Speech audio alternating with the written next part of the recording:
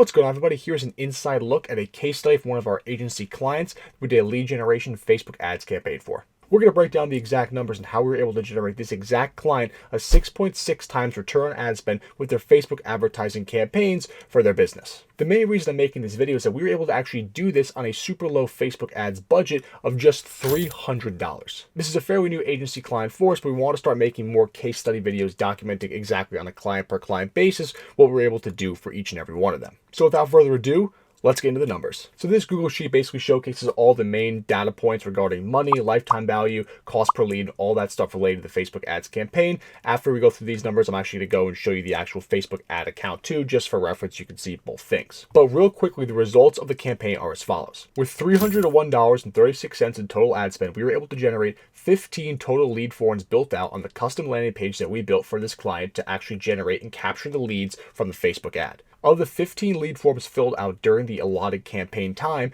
we were able to track 10 from the Facebook lead generation campaigns that we optimized for leads. We were able to track that conversion on the Facebook Ads Manager. And the other 4 actually came from a Facebook traffic ad that we were testing as well to kind of cross-test and see which was more effective at actually getting leads to the landing page, given the very narrow sort of target market we were offering this service to. As a result, we generated 14 total leads through our Facebook ads. Of the 14 leads that we generated through Facebook ads, 4 leads actually turned out to be conversions for the client we're working with. So of the 4 people that converted, right, each of the people that converted are worth $99 a month with an average sort of membership timeline of 5 months, right? So that makes the lifetime value per customer that we acquired $495. With 4 total conversions at a lifetime value of $495 for each conversion, that gives us a total lifetime value for all 4 clients at $1,980. So off the $301 in ad spend, we were able to generate $1,980 in projected revenue for this company. Now, obviously speaking, if the lifetime value of a client that we bring in is over the course of 5 months,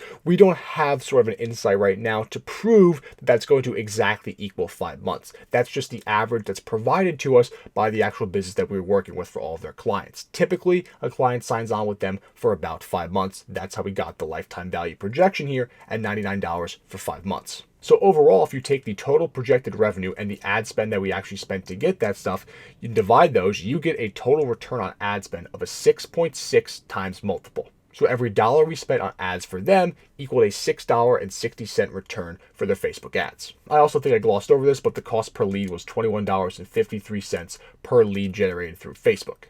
Now that we've gotten those numbers out of the way, let's go take a look at the Facebook ad account itself real quick, just for some reference. Obviously, some things here are going to be blurred to protect the client's personal information that we don't want getting out. But this is the exact campaign that we ran for the client. As you can see, the 2 up here are the campaigns that we built out within our agency. One is the traffic campaign, as I mentioned before, and the other one happens to be a lead generation campaign. As you can see here, right, the bulk of the leads we generated, again, as the previous screen showed, 14 total leads to the Facebook ads. Of the 14 leads, 10 of them came from the lead optimized Facebook ads, and the other 4 came from the traffic optimized Facebook ads is what we're kind of projecting. Which, if you actually look at the total ad spend versus leads generated there, the numbers kind of even out pretty similarly. So moving forward, doing an ad campaign like this, we would probably just allocate all of the money to just the lead generation campaign itself, just so we can track the leads more accurately as far as them being generated goes.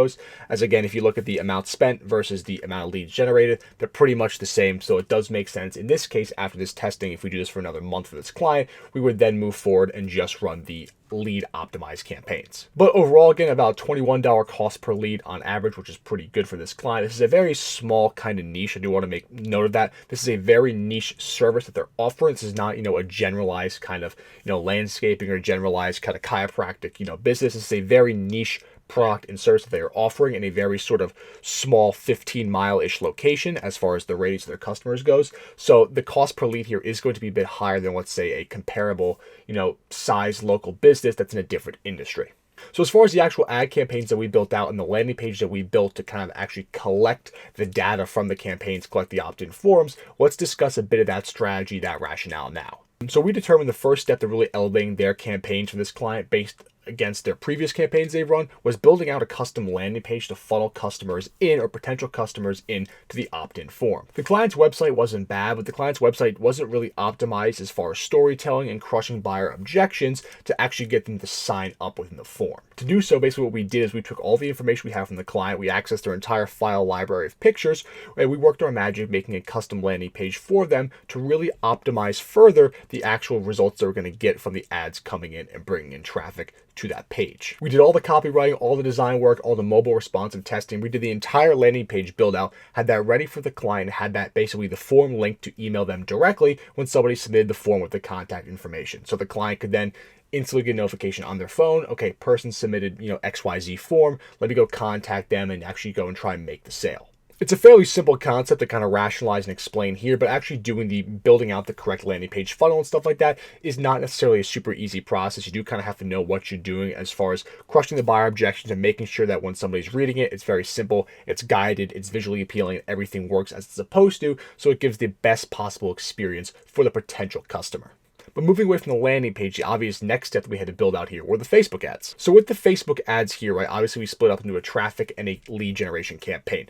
The main thing I want to talk about here now is going to be the actual ad creative and the structure within that. So given a limited budget like $300, you don't want to test too many creatives because each creative is not going to get enough money allocated to it to actually test effectively with a small budget like that. So starting off, we ran 2 main creatives-ish. Now, explaining the ish here is because one of the creatives that we ran was a video, right? We did the video basically. The best way to picture this is it's a 16:9 wide HD video, right? Which means that it does not fit into the typical Instagram, 1:1 ratio square box, right? There's going to be some gap above and below, unless you zoom in on it. Where the gap was above and below that video, what we did is we included banner text or either active, sort of subtitles for the ad. We did 3 different variations of that video as far as banner text goes and active subtitles go at the bottom. Some had active subtitles, some did not, some had different banner text. That was the main variation that we tested there across those ads. We also implemented an image ad into the foray of advertising that was going on a little bit later on into the campaign.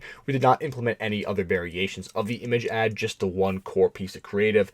If the campaign had ran longer, we probably would start cycling in new image ads as well to test. But as far as that went, just that one variation of the image ad itself, as far as creative goes, was used. And then for the copy for all the ads, image and video ads, we used basically the exact same copy variations there. We put in 3 different main primary text variations.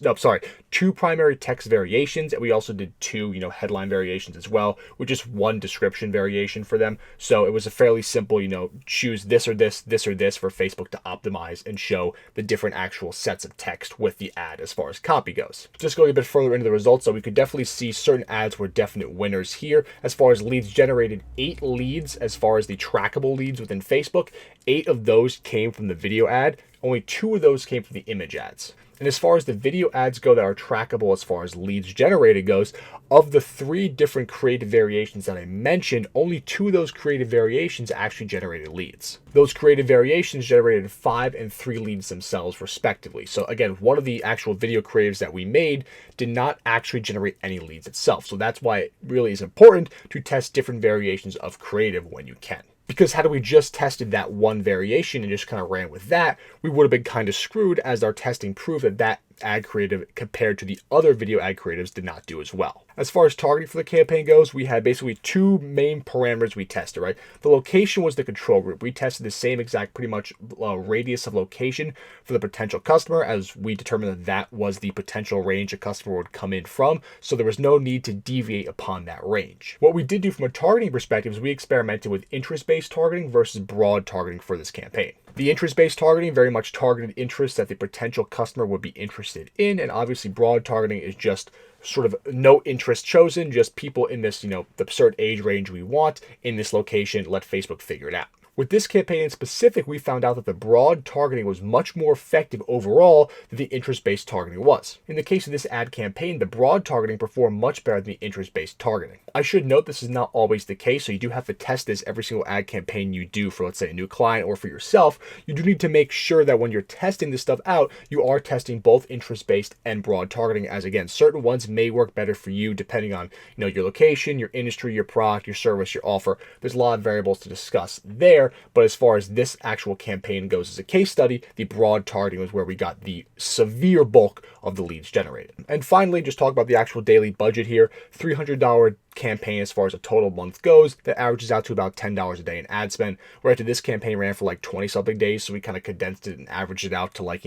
12 something dollars per day. But overall, $300 as far as a monthly campaign goes averages to $10 a day.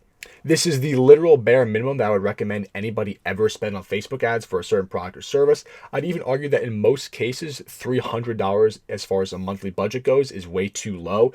This client just happened to be very cash strapped, and also their niche was very, very, very small. It wasn't a very broad appeal product with lots of advertisers playing against it, right? So we thought that we could come in and use the low budget and still get results there. But for lots of other businesses, I would recommend not starting at a $300 a month budget. I'd recommend bumping that up to $500, $600 a month as far as, if you're a more general sort of business that has more competition in the space, more potential clientele and stuff. I think for businesses like that aren't so niche, a larger budget is going to be the better bet for you. But that is the entire case study for our agency, guys. I just want to break that down for you here as we just finished up this campaign for the first month of it. And I want to show you guys an inside, no BS actual case study from our agency. Just so you guys can see exactly what, a real agency looks like as far as running ad campaigns goes, rationales, keeping track of the data, all that good stuff. So it's pretty transparent for you. If you have a business yourself and you're looking to work with an agency, or if you are an agency yourself and looking to white label out work to another agency, we would be happy to help you on your advertising endeavor. If you want to work with us, there's a link below in the description of this video that's going to say work with our agency.